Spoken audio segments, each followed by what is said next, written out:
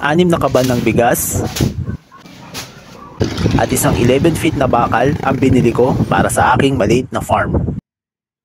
Tara, ikwento ko sa inyo kung ano ang ginawa ko buong araw.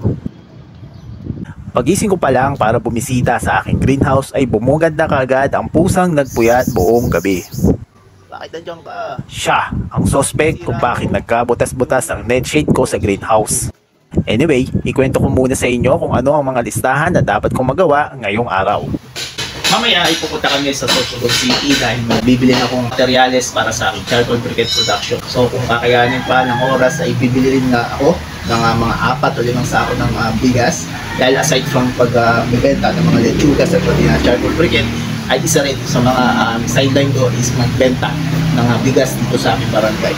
So may hinihintay na lamang ako at pag okay na lahat ay diretso namin sa Sorsogon City. Nang okay na ang lahat ay hinanda na ng aking papa ang tricycle. Ito ay gagamitin bilang service at para makabili ng mga materyales.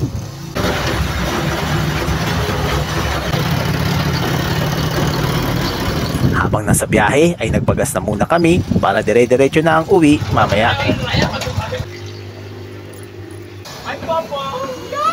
Ang una naming pinuntahan ay ang Roman-inspired Coliseum ng buong Pilipinas. Dito tayo ngayon sa Sorsogon City na kung saan sa likod ko ngayon ay ang pinagmamalaki namin Sorsogon Sports Arena. Ito ay isa sa mga pinagmamalaki namin tourist spot dito sa lalawigan ng Sorsogon. Ngayong araw na to ay bibili tayo ng mga materyales para sa charcoal briquette. Kagaya ng sinabi ko kanina ay bibili rin tayo ng 4 o mga 5 kabad ng bigas dito sa Sorsogon City.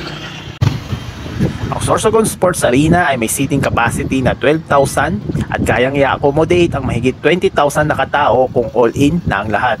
Sa buong lalawigan ng Sorsogon, ang infrastrukturang ito ang sa tingin ko ang pinaka-crown jewel ng aming probinsya.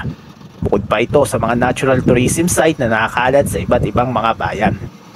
Ngayong nalaman nyo na ang konting background ng arena na ito, ay dumiretso na ako sa Genie's Enterprises. Sa lugar na ito ay dito ako bibili ng 6 na kaban ng bigas. So medyo mura na ang bigas na ngayon. Pumapatak na ng 42 pesos per kilogram kumpara noong dati na 52 pesos per kilogram.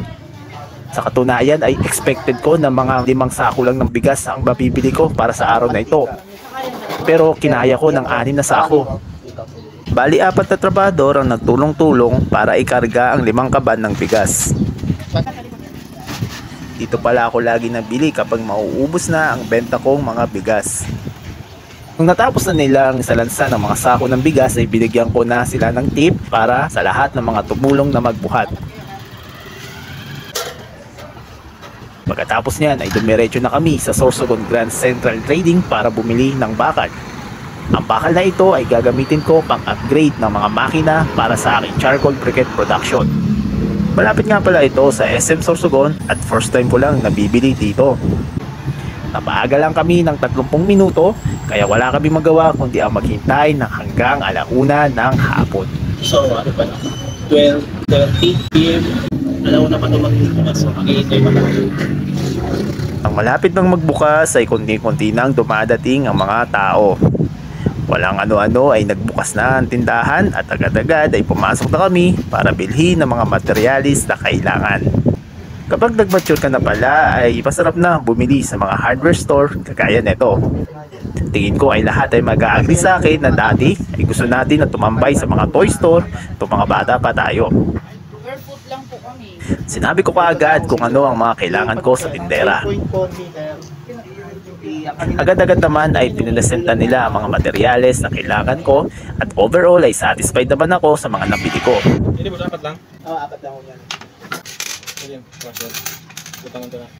Katapos yan ay umuwi na kami ng aking papa.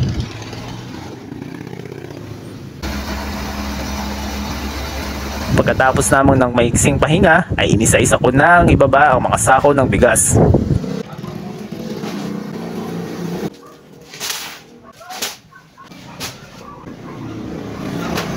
Tinulungan ako ng aking papa na ikamada ang bigas sa tindahan.